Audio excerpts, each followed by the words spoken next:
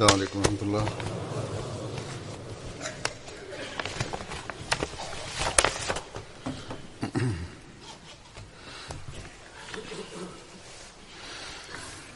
أشهد أن لا إله إلا الله وحده لا شريك له وأشهد أن محمدا عبده ورسوله أما بعد فأعوذ بالله من الشيطان الرجيم بسم الله الرحمن الرحيم الحمد لله رب العالمين الرحمن الرحيم مالك يوم الدين إياك نعبد وإياك نستعين اهدنا الصراط المستقيم صراط الذين أنعمت عليهم غير المغضوب عليهم ولا الضالين.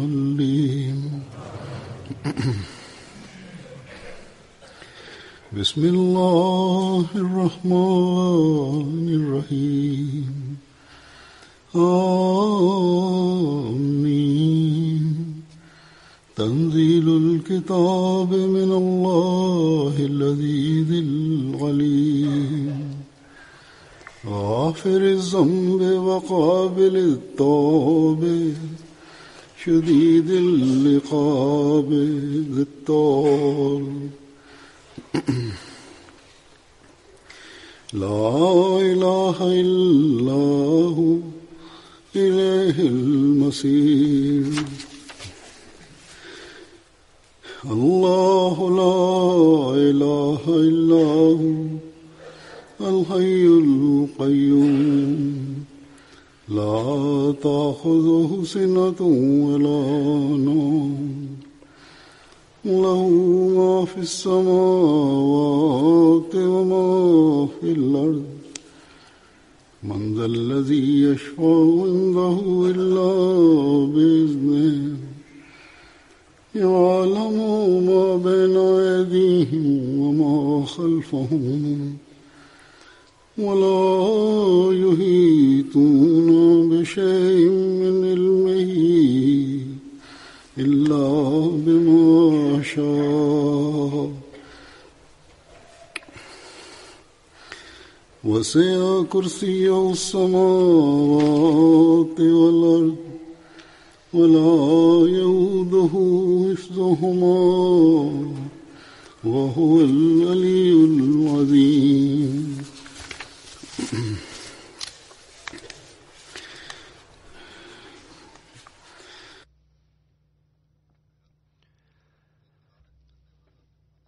The translation of these verses is as follows. In the name of Allah, the Gracious, the Merciful, the Praiseworthy, the Lord of Honor. The revelation of the book is from Allah, the Mighty, the All-Knowing, the Forgiver of sin and the Acceptor of repentance, severe in punishment, the Possessor of bounty. There is no God but He. Towards Him is the final return.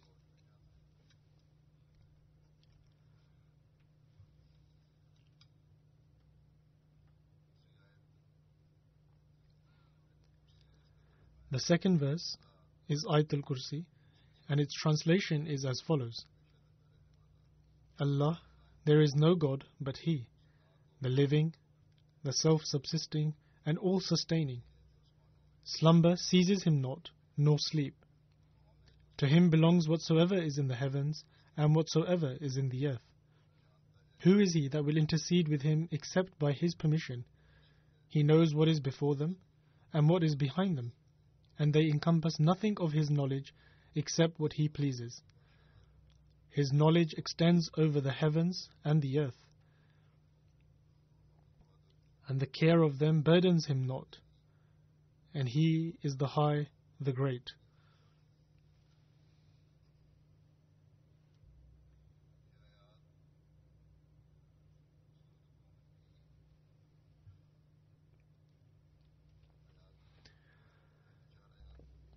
These 4 verses, including the Bismillah, are from chapter Surah Al-Mu'min, and the other verse, as I have already alluded to, is Ayatul Kursi, which is a verse from chapter Surah Al-Baqarah.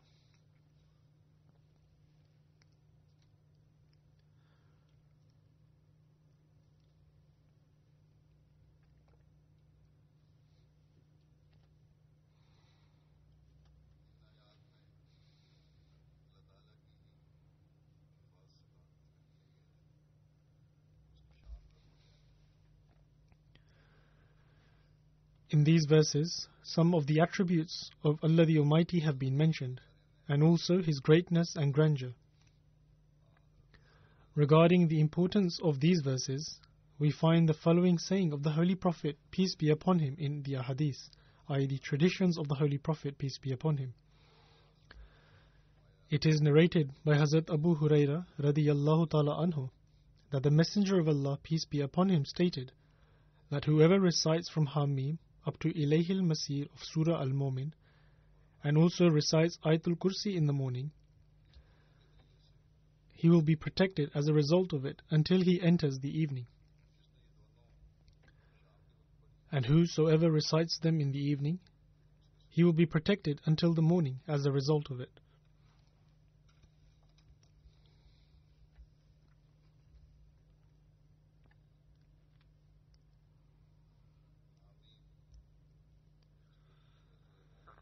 Hamim is the second verse of Surah Al-Mu'min, the first one being Bismillahir Rahmanir Rahim, which has been made clear by the translation.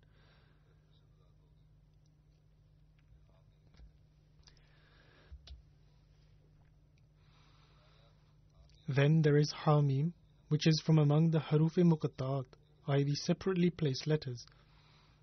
It is stated that Hamim stands for the words Hamid and Majid. Hamid means the praiseworthy, who alone is deserving of true praise. In other words, it is only Allah the Almighty who is praiseworthy.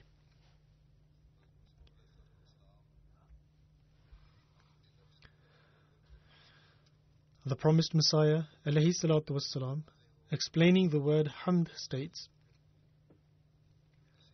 it should be clear that Hamd is praise which is offered in appreciation of a commendable action of one worthy of praise. It also means lauding one who has done a favor of his own volition and according to his own choice.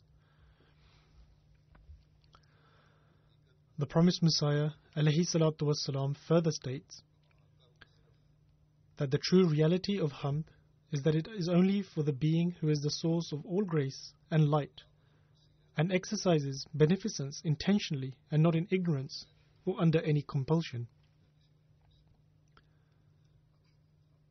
In other words, He alone is praised or deserving of true praise, who exercises beneficence but not due to any compulsion or any vested interest. Rather, He continues to bestow countless favors.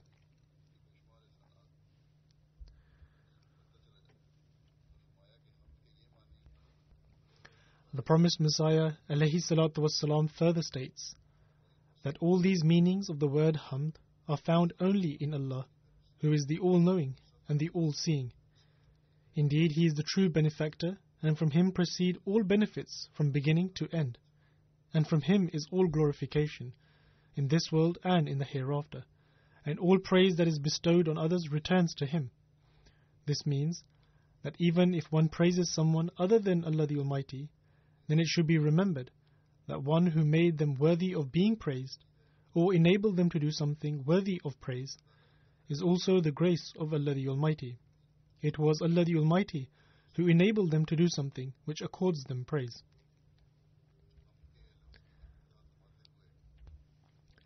Further explaining the term Hamd, The promised Messiah ﷺ states, Hamd is a verbal praise which is offered to honor a mighty and noble being for his acts of beneficence.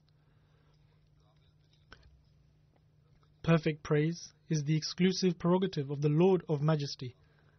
The ultimate objective of every kind of glorification, be it in a small or a large measure, is our Lord who guides the misguided and exalts the lowly, and is the object of praise of all who are praiseworthy, meaning that those worthy of praise are all occupied with his praise.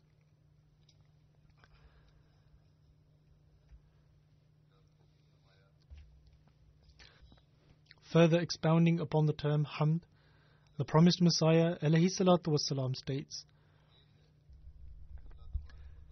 there is yet another direction in the word Hamd, and that is that Allah the Almighty and Lord of Blessings states, O my servants, know me through my attributes and recognize me through my excellences.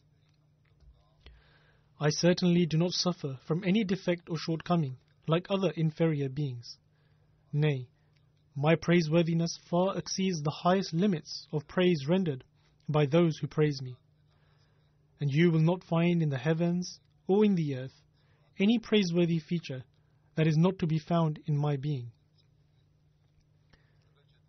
And if you tried to count my excellences, you would not be able to number them, even if you spent great effort and took pains like those dedicated to their work.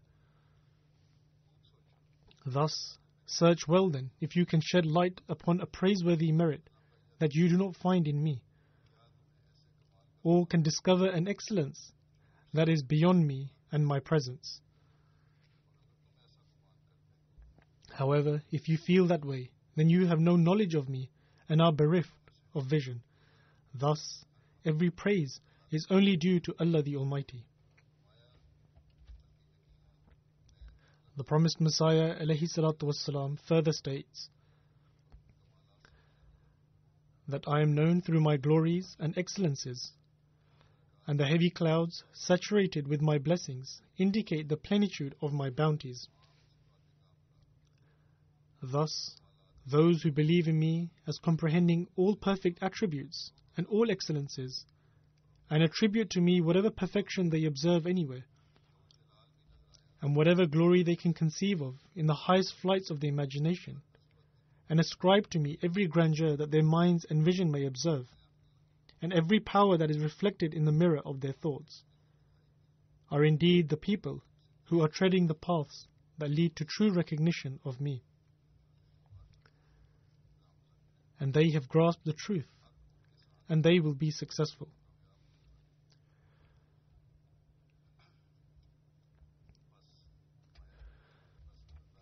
The promised Messiah ﷺ further states, thus, may God Almighty keep watch over you.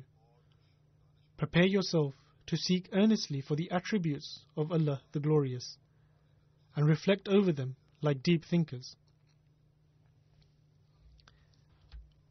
That is, because it is only by understanding the attribute of Hamd that one can truly comprehend the other attributes.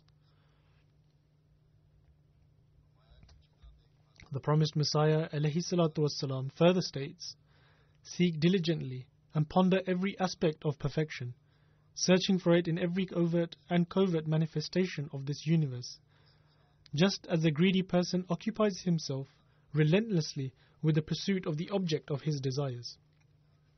That is, exert the utmost effort like an ardently desirous person in order to recognize the blessings of Allah the Almighty, in order to know His attributes, and in order to find the ways of praising Him. The promised Messiah ﷺ states, when you arrive at the comprehension of the fullness of His perfection and begin to perceive His fragrance, it is then that you have found Him. This is a mystery that is unveiled only to those who are earnest seekers of guidance. This then is your Lord, your Master, perfect in Himself, comprehending all perfect excellences and worthy of all praise. That is, that all glory and all praise, or all features worthy of praise, are found in Him alone.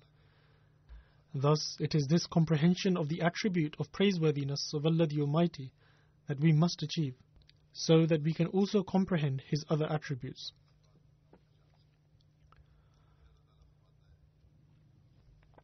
Then, Allah the Almighty states that He is Majid, i.e. the Lord of Honor and the Noble. The nobility of Allah the Almighty is not like the nobility which we attribute to human beings, in that such and such person is very noble, or when we are referring to an older person as being noble. Rather, when we are referring to Allah the Almighty, then it implies that He is the most praiseworthy and exalted, the heights of which cannot be reached by any other person, i.e. that being who has no limits to His blessings. He gives and continues to do so, and does not fatigue. Thus, whilst reciting this verse, these meanings of Allah the Exalted being the Lord of Honor should be kept in mind. Firstly, the meaning of Hamd, i.e. being praiseworthy, and then followed by the meaning of Him being the Lord of Honor should be remembered. Following this, Allah the Almighty then states that He is Aziz, i.e. the Mighty.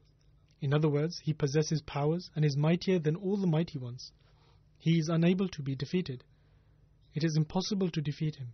Every honor belongs to Him. His worth and value is immeasurable. He is dominant over all things, and no one can be like Him. This is the meaning of Aziz, i.e. the Mighty. Following this, Allah the Almighty then states that He is Alim, i.e. the All-Knowing. He possesses knowledge of all things, those that have come to pass, and those that are yet to occur in the future. Nothing is hidden from Him, and His knowledge completely encompasses everything. Thus, it is God who has revealed this book, i.e. the Holy Quran, who has revealed this final Sharia, i.e. religious law, and He has placed therein the knowledge for all times to come.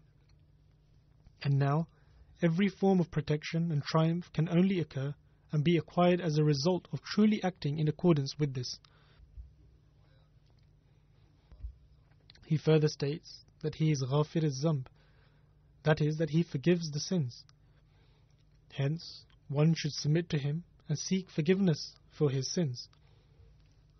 The promised Messiah ﷺ has elaborated upon this in several places, in that a person should continuously seek forgiveness for his sins. On one occasion, the promised Messiah ﷺ stated, "The light which a person acquires is temporary."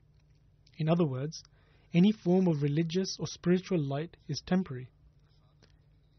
And in order to keep and maintain it forever, istighfar, i.e. seeking forgiveness, is required. The promised Messiah ﷺ further stated that the reason for prophets to continuously seek forgiveness is that they are aware of these facts, and they fear lest the cloak of light which they are endowed with be snatched away.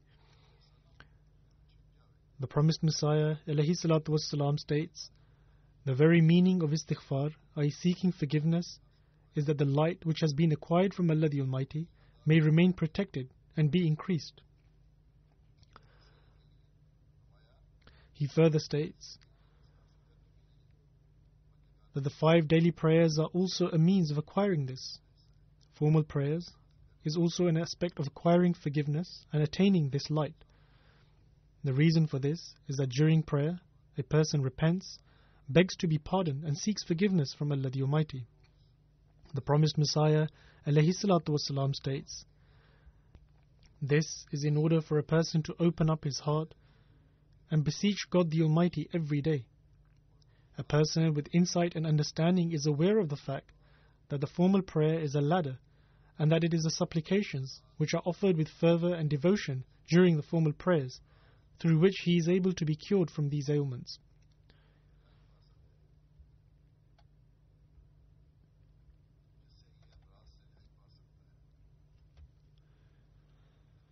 In other words, supplications are essential for every form of spiritual and physical ailments. And furthermore, one should seek forgiveness during supplications, and the formal prayer is also a part thereof. Thus, when the Holy Prophet, peace be upon him, instructed us to recite these verses, a mere recitation will not be of any benefit. Rather, we must also transform our practical state and pay attention towards ourselves as to how we are to offer istighfar, i.e. seek forgiveness, and how we are to protect our prayers in order to be safeguarded. Further elaborating on istighfar, the promised Messiah ﷺ stated on one occasion, the very meaning of istighfar, i.e. seeking forgiveness, is that one should not commit any sin outwardly, and that the capacity to commit sin may not become visible. In other words, the occasion which may lead a person to commit a sin should not occur, and nor should that capacity develop. The promised Messiah ﷺ states, this is also the true purpose of the istighfar of the prophets, in that they are innocent. However, they offer istighfar, i.e. seek forgiveness, in order for the capacity to not manifest itself in the future. Furthermore, istighfar, i.e. seeking forgiveness, has another meaning for the common people, and that is that the wrongdoings and sins that have already come to pass, may God protect them from their evil consequences, and forgive those sins, and also safeguard them from committing further sins. The promised Messiah ﷺ states, nevertheless, it is necessary for a person to remain ever engaged in istighfar. He further states that famine and various forms of trials which descend upon the earth indicate that people should engage themselves in istighfar, i.e. seeking forgiveness. Thus, when a person becomes encircled by difficulties, or when Ahmadis pass through hardships, they should pay attention towards prayers as well as towards istighfar. The promised Messiah ﷺ states, however, istighfar, i.e. seeking forgiveness, does not mean to merely repeat the words astaghfirullah, astaghfirullah, i.e. I seek forgiveness from Allah. The reality of the matter is that the truth has been concealed from people as a result of having a foreign tongue to Arabic. Arabs are well aware of these matters.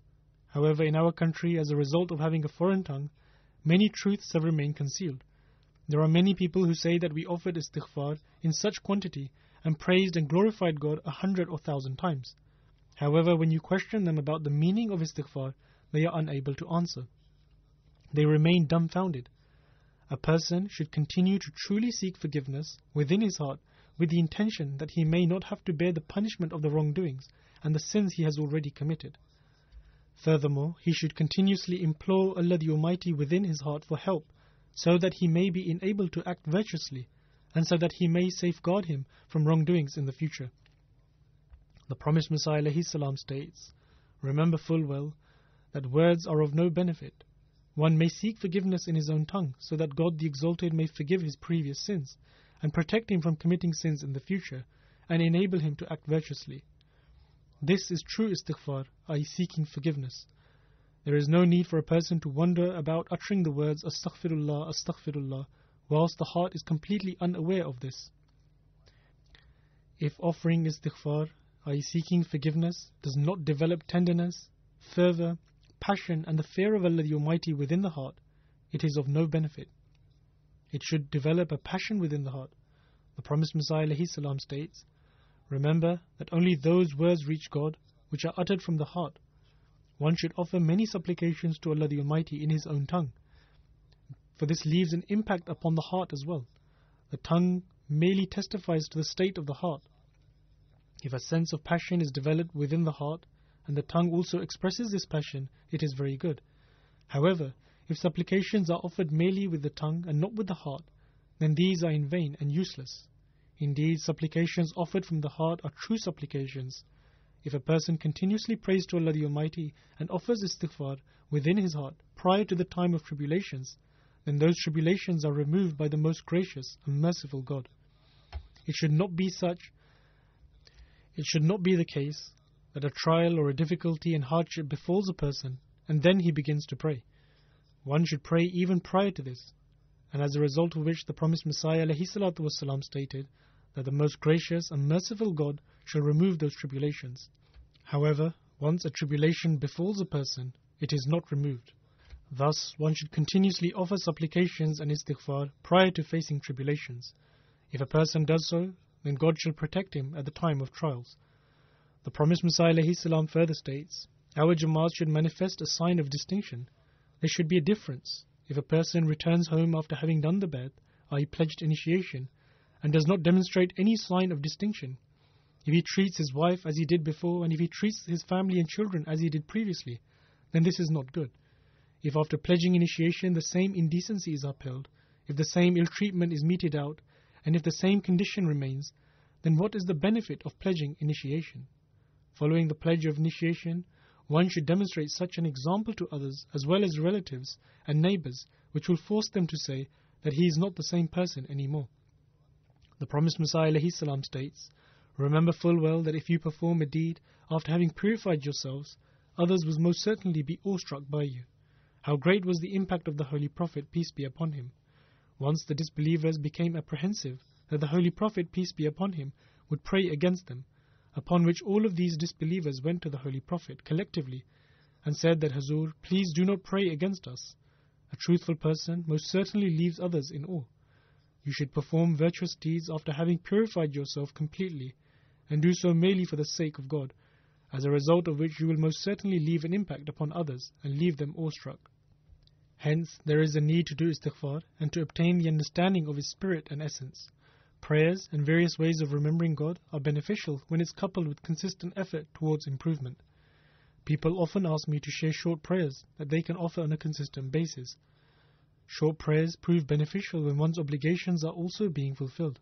First of all, offer your prayers. When prayers are being offered on time regularly with immense passion, then the different forms of remembering God will prove beneficial. Then the attribute of Allah the Almighty that has been mentioned is that He is Qabil at-Tawb, one who accepts repentance. Tawbah means to turn towards Allah the Almighty while seeking forgiveness for one's sins. Therefore, when a person presents himself before God Almighty whilst taking an oath to never sin again and to always strive to safeguard oneself from evil deeds, then Allah the Almighty accepts the repentance of such a person who turns towards Him with this level of passion and intention. Regarding this, the promised Messiah ﷺ states,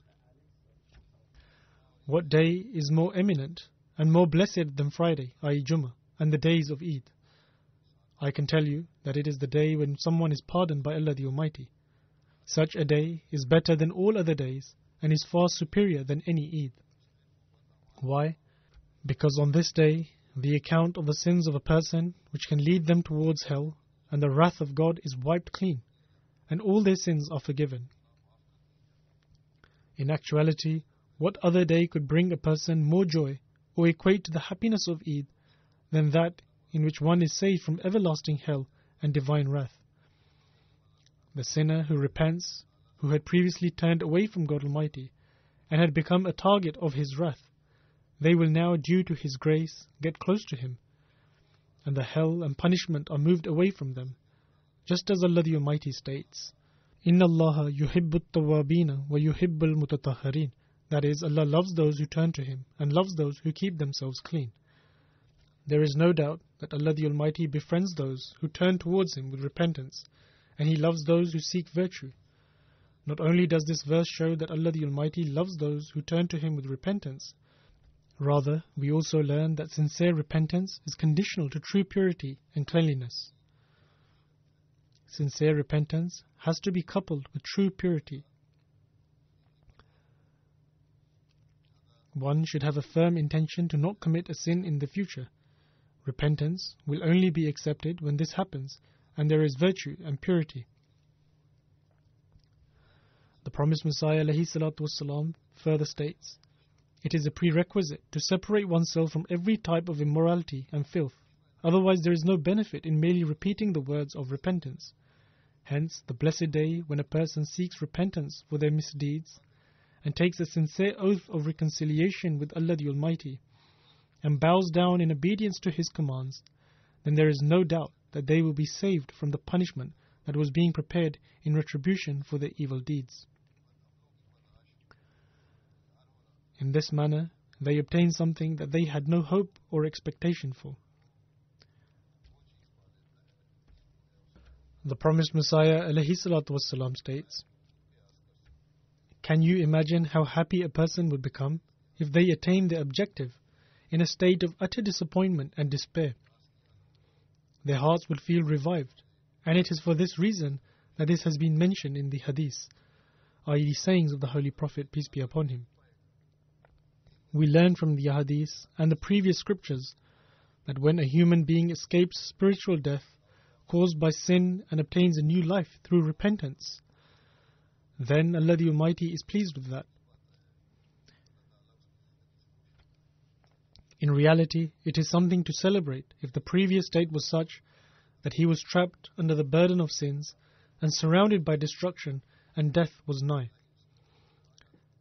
The wrath of God was ready to annihilate him, but suddenly he turns towards God Almighty whilst repenting for his sins and evil deeds that would otherwise become a source of him being separated from God. It is at such a moment that God Almighty is pleased, and the angels also celebrate in the heavens, because God Almighty does not desire for any of his servants to be destroyed. Rather, he desires for them to enter peace and security after seeking forgiveness for any apparent shortcomings and weaknesses.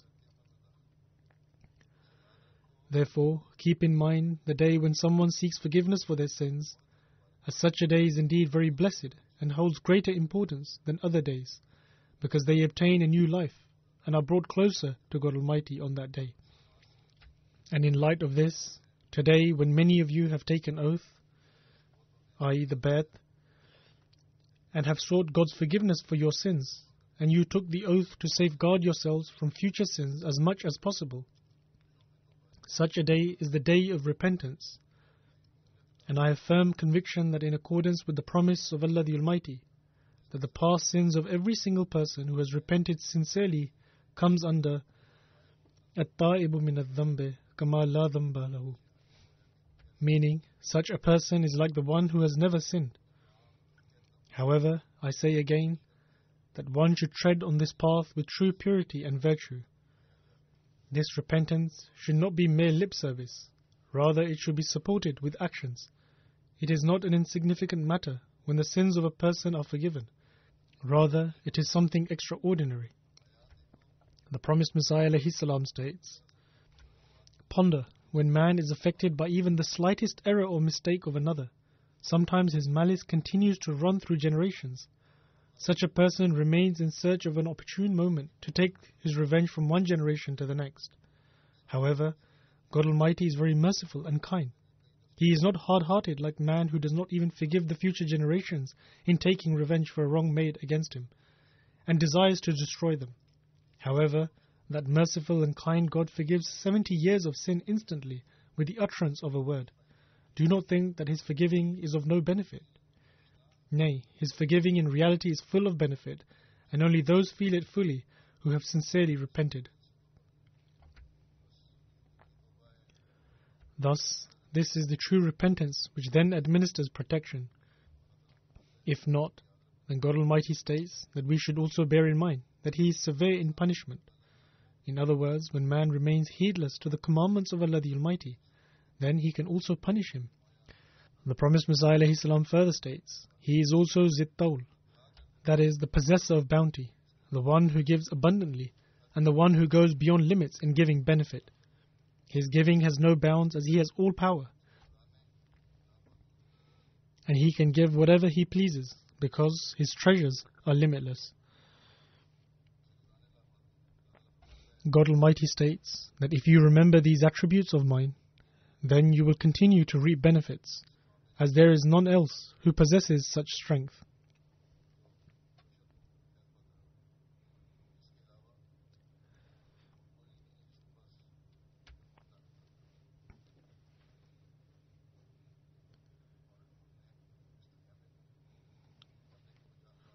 We must return to Him in this world and also after death. So when there is the awareness that eventually we must return to God, then there will be more attention paid to doing good deeds and acting upon His commandments. Furthermore, when one's state is such, then surely God Almighty will keep him in His protection.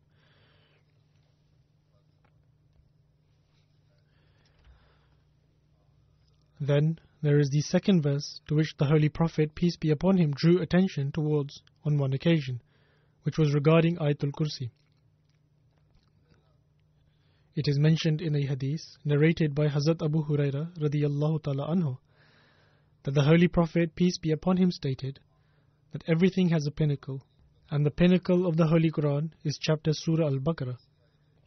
It comprises of such a verse which is the chief of all the verses of the Holy Quran, and that verse is Ayatul Kursi. Elaborating on this, the promised Messiah ﷺ states, Allahu la ilaha illahu al-hayyul qayyum. That is, Allah, there is no God but He, the living, the self-subsisting, and all-sustaining. In other words, He is God, and there is none but Him. He is the one who is the life of each soul and the support of every being. The literal meaning of this verse is He alone is the living God, and He alone is the self-subsisting and all-sustaining God. Hence, if He alone is the living and self-subsisting, then it is absolutely clear that all others who seem to be living are only alive through His life, and whatever exists in the heavens and the earth only does so through His being. The promised Messiah ﷺ further states, one must know that the Holy Quran has presented two names of God Almighty, Al-Hayy, the living, and Al-Qayyum, the self-subsisting. Al-Hayy means God is living and gives life to others, and Al-Qayyum means that He is self-subsisting and is the true means of subsistence of others. The outward and hidden sustenance of everything is held in these two attributes. Hence, the word Hayy requires that He be worshipped. This is a matter to be pondered upon. The word Hayy requires that He be worshipped. Its illustration is in Surah Al-Fatiha in the words Iyaka na'budu, i.e. Thee alone do we worship. And Al-Qayyum requires that we beseech support from Him. And this is expressed in the words Iyaka nasta'in, that Thee alone do we implore for help. To remain alive physically and spiritually is to derive from the attribute of Hayy. So we must worship Him and ask for help in worshipping Him. In other words, that God Almighty enables us to worship Him. The reason why the word Hayy, i.e. the living, requires worship is that He created, and after doing so, He did not forsake it. For example, take a builder who has constructed a building, and his passing away will not harm the building in any way. A man constructs a building, and if the one who constructs the building dies, it will not affect the building in any way. However, man's need for God remains in all circumstances, which is why it is necessary for man to continuously ask Him for help, and this is istighfar, i.e. asking for forgiveness. The subject of istighfar has been explained in detail before, that in order to continue to keep the light of God Almighty's bounty, there is need for istighfar. And it is istighfar which is a mode of worship, and a strength is gained through it. Then in regards to the matter of intercession in Ayatul Kursi, the promised Messiah ﷺ states, when man prays for others, then this is also a kind of intercession, and this should be the attribute of a believer which he should continue to act upon. The promised Messiah ﷺ further states that without the permission of God Almighty there can be no intercession. God Almighty has stated through the Holy Quran that the meaning of shifat, i.e. intercession, is for one to pray for his brother that he fulfills his desire, or that an affliction is removed. In other words, to pray for whatever purpose he has been asked to pray for, and that it be fulfilled. Or, if he is in some kind of affliction, then it is to pray for it to be removed. The promised Messiah ﷺ then states that it is the command of God Almighty that the one who submits most before Him should pray for his weaker brother that he also attain that rank.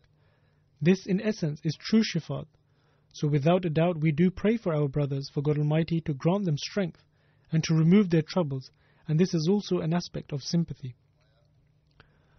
The promised Messiah ﷺ then states that because all of mankind is like one body, God Almighty has therefore taught us over and again that despite the fact that it is His job to accept any intercession, we must busy ourselves in interceding for our brothers. In other words, to continue to pray for them in a sympathetic manner, for we all have rights over one another. In fact, the word shifat is derived from shafa, which means even, and is the opposite of odd. Thus, man is only called a shafi when out of complete sympathy he becomes even with one another, and is completely lost in him, and beseeches for his good health, just as he asks for his own self. bear in mind that no one's faith can be complete until sympathy is developed in the form of intercession, i.e. shifat. There must be tremendous sympathy for one another. In fact, faith has two perfect branches. One is love of God, and the other is to love mankind to such an extent where one deems the troubles of others his own, and to pray for them, which in other words is intercession, i.e. shifat.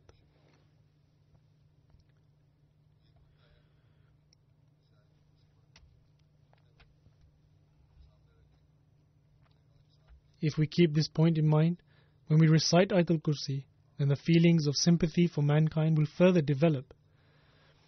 When the Holy Prophet, peace be upon him, encouraged us to recite this, it was especially to establish relationships between the believers and also to develop sympathy in the hearts for mankind in general.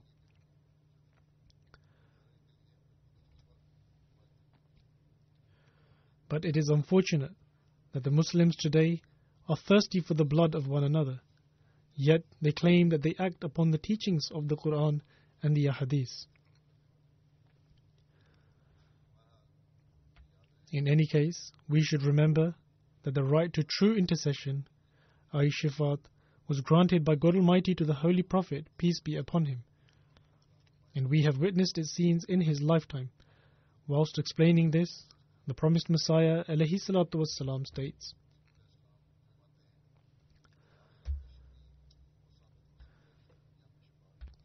only he can be an intercessor in the hereafter who has displayed its example in this world. On the Day of Judgment, he will be an intercessor. This is what has been stated about the Holy Prophet, peace be upon him, that he will intercede and will prove that only he can become an intercessor who has displayed this example in this world as well. So bearing this standard in mind, if we look at Prophet Moses alayhi salam, he too can also be deemed as an intercessor, as he repeatedly averted the impending punishment through prayers. His Torah is witness to this. Similarly, when we look at the Holy Prophet, peace be upon him, it is clear that he was an intercessor. In other words, it is absolutely clear, and it can be seen without a doubt, as it was the effect of his intercession which enabled the poor companions to sit on the thrones. And it was the effect of his intercession which, despite their upbringing in idol worship and shirk, i.e. idolatry, he was able to change them into believers of one God, the like of which cannot be found in history. Also, it was due to the effect of his intercession that his followers continue to receive true revelations from God Almighty. God Almighty converses with them, yet how can this be proven? Through Jesus, son of Mary. The promised Messiah alayhi salam states, what greater state of intercession can there be of our Master Muhammad Mustafa, peace and blessings of Allah be upon him, that whatever we have attained through his beneficence cannot be achieved by our enemies. If our opposition accepted this test, then the matter would be settled in just a few days.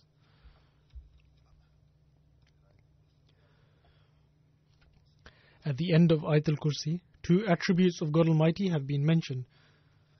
That is, that He is the High, and none is loftier than Him in status. He is the Sovereign of the heavens and the earth, and the Most Great.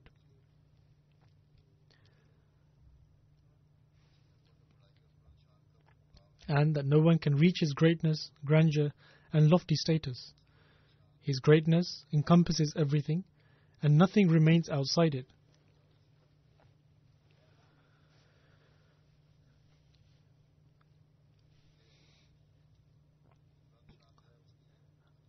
The attribute of Ali signifies his grandeur, and the attribute of Azim signifies his great status, which no one can match. This is the meaning of Azim. And Azim also means that he encompasses everything, and nothing remains outside it.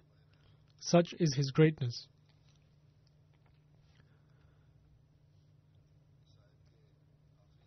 Expounding on this last part of Ayatul Kursi, the promised Messiah alayhi salatu wassalam states, the verse regarding the sovereignty of God Almighty is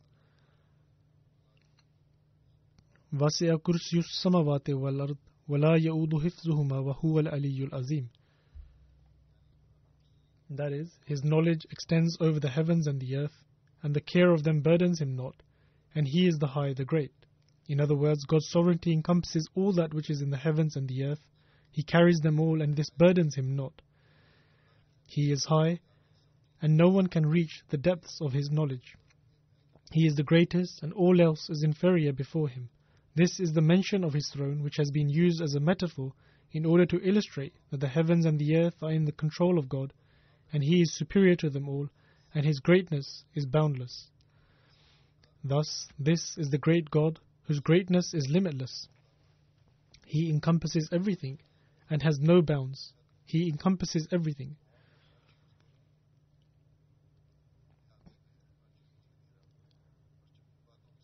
Thus, when one develops an understanding of these matters, only then can one attain the nearness to Allah the Almighty and receive His protection. When one strives to seek the protection of Allah the Almighty, then one will and should also fulfill the rights of God Almighty and His creation. Furthermore, when these rights are being discharged, then God Almighty will also grant His protection. Therefore, we should keep this subject in view, and also that the Holy Prophet, peace be upon him, has stated that one who recites these verses shall remain in God Almighty's protection. Therefore, it is not sufficient to simply recite these verses. In fact, one should also ponder over them and adhere to them. One should also try and develop a deeper comprehension and understanding of these verses, which have been granted by the Holy Prophet, peace be upon him, and mentioned in many places of the Holy Quran, and have also been expounded by the promised Messiah, alayhi salatu wassalam. If one acts accordingly, then one shall remain in the protection of Allah the Almighty through His grace. May Allah the Almighty enable us to lead our lives according to this. After the prayers, I will lead a funeral prayer in absentia of Abda Begum Saiba, a resident of Nawabshah, and was the wife of Professor Abdul Qadir Dari Saib. She passed away on 22nd January at the age of 75. Inna lillahi wa inna ilayhi rajiun. To Allah we belong, and to Him shall we return. Her father's name was Niyaz Muhammad Khan, who was a government official and served as Chief Commissioner in East Pakistan. He then later moved to Karachi. However, he was not an Ahmadi.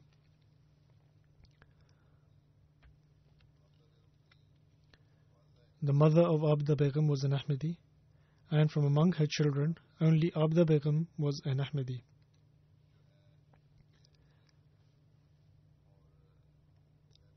In 1963, she performed the Bai'at, and by the grace of Allah the Almighty, she also did her Wasiyat. After she completed her BA, Hazrat Khalifatul Masih III arranged for her marriage to take place with Abdul Qadir Dari Sahib. God Almighty bestowed her with 5 daughters and 1 son. She served as Sadr Lajna, i.e. the local women's president of Nawabshah, for a long time, and also served as Sadr Lajna of the Nawabshah district for a lengthy time. During her time as Sadr, she formed a good relationship with all her Lajna members, and in order to hold meetings, she would travel great distances across the district to the most far-off places. Despite having a modest background, she had a very simple nature and would always assist the poor and needy. She would always visit those Ahmadi families that were underprivileged. She had a passion for propagating the message of Islam, and in Nawabshah, approximately 70 women performed the Bai'at due to her preaching endeavors. She would teach the local children how to read the Holy Quran. Her husband had the opportunity to translate the Holy Quran into the Sindhi language. He also served as the Amir of Nawabshah and later served as the Amir of Nawabshah district. At present, his son is the Amir of the Nawabshah district. She ensured that her children obtained the best education possible. She was thorough in her worship, incredibly fearless, and courageous woman who always displayed patience. She was very grateful and had a simple nature and would always exhibit passion and sincerity. She had a profound love and connection with Khilafat. Her son writes, she would always endeavor to seek guidance from Hazrat Khalifatul Masih to the extent that 2 years ago she became severely ill. And owing to her diabetes, she developed an infection in her leg in which it became necessary to amputate her leg. However, she said that until I receive permission from the Khalifa, I will not go ahead with the operation. Then for several days she waited for a response, and until she received a reply from me, she did not proceed with the amputation. After this, she said that they can do as they wish to continue. Through the grace of Allah the Almighty, after having performed the bad, despite being a woman in that society, she exhibited such steadfastness that when her mother passed away, her brothers buried her discreetly in a non-Ahmadi graveyard. Since her mother was a Musia, a part of the institution of Al-Wasiyat, in spite of pressure from her brothers, she removed her mother's body and brought it to Rabwa, and subsequently arranged for the burial in Behishti Maqbara.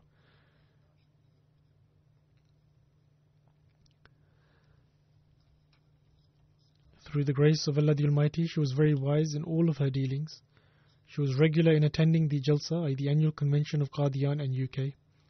Hazrat Khalifatul Masih IV once told her son that, "Are you aware that your mother is like an unsheathed sword for Ahmadiyyat?"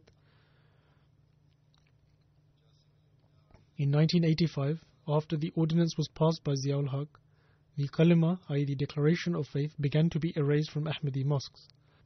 And her love for the Kalima can be gauged from the incident that when the members of the Jamaat were instructed to write the Kalima in their homes, she climbed onto the water tank and began writing the Kalima herself, despite being a woman and belonging to a noble family that was cautious of such behavior.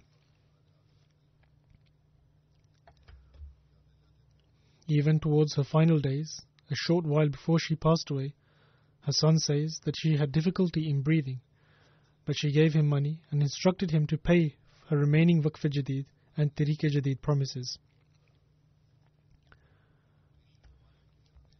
In order to provide a satellite dish to Ahmadi homes, she launched a scheme whereby she set up a committee, which is traditionally known as a money-saving scheme between a group of friends and acquaintances who pool money together, in which the money would be passed on to a different member each month, and through that she would install a dish, thereby they could listen to the Friday sermons. Her son-in-law, Mirza Hassan Imran Sahib, who resides in Australia, writes, "She was a brave and courageous woman who would always be ready to offer every sacrifice for Ahmadiyyat. She was regular in reciting the Holy Quran and listening to the sermons. Despite not knowing Sindhi, or in fact knowing Urdu properly, her English was of a very high standard, as she was the daughter of a civil servant. She studied in English medium schools, first in East Pakistan, then other places later on.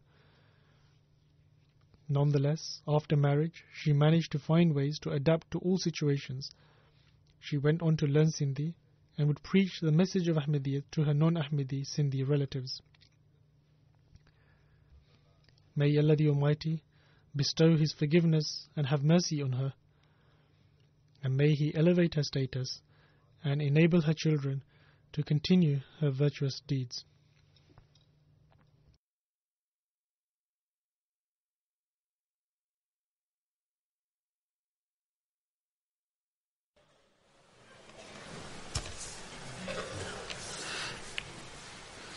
Alhamdulillah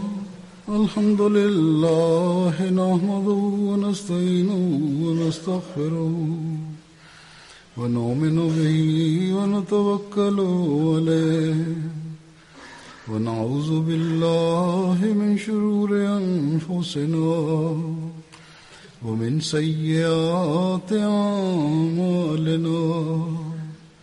من يهده الله فلا مضل له ومن يضلل فلا هادي له ونشهد أن لا إله إلا الله ونشهد أن محمدا عبده ورسوله عباد الله رحمكم الله إن الله يأمر بالعدل والإحسان وإيتاء ذي القربى وينهى عن الفحشاء والمنكر والبغي يعظكم لعلكم تذكرون اذكروا الله يذكركم وادعوه يستجب لكم ولذكر الله أكبر